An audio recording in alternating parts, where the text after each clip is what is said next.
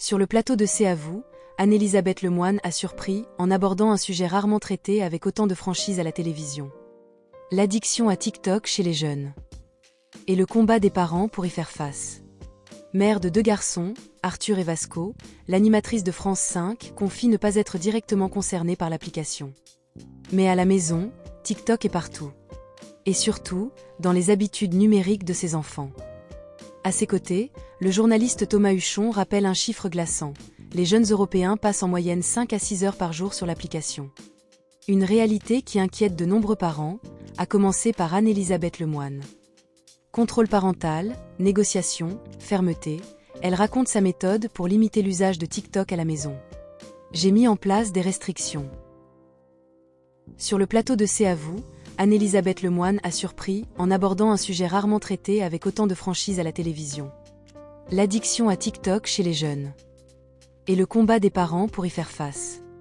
Mère de 2 garçons, Arthur et Vasco, l'animatrice de France 5 confie ne pas être directement concernée par l'application. Mais à la maison, TikTok est partout. Et surtout, dans les habitudes numériques de ses enfants. À ses côtés, le journaliste Thomas Huchon rappelle un chiffre glaçant.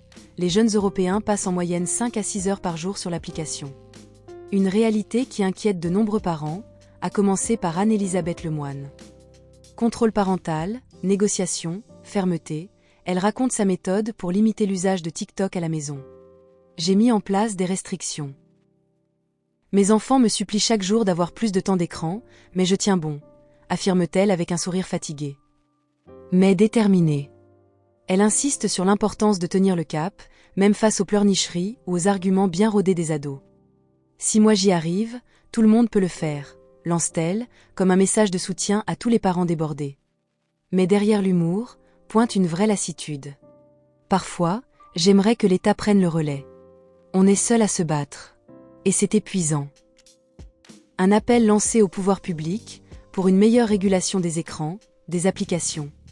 Et surtout un appui institutionnel face à un modèle numérique conçu pour capter l'attention. Des plus jeunes. Faut-il légiférer sur TikTok ? Les parents doivent-ils tout porter seuls ? Dites-le en commentaire et abonnez-vous pour d'autres décryptages sans filtre sur l'impact du numérique dans nos vies.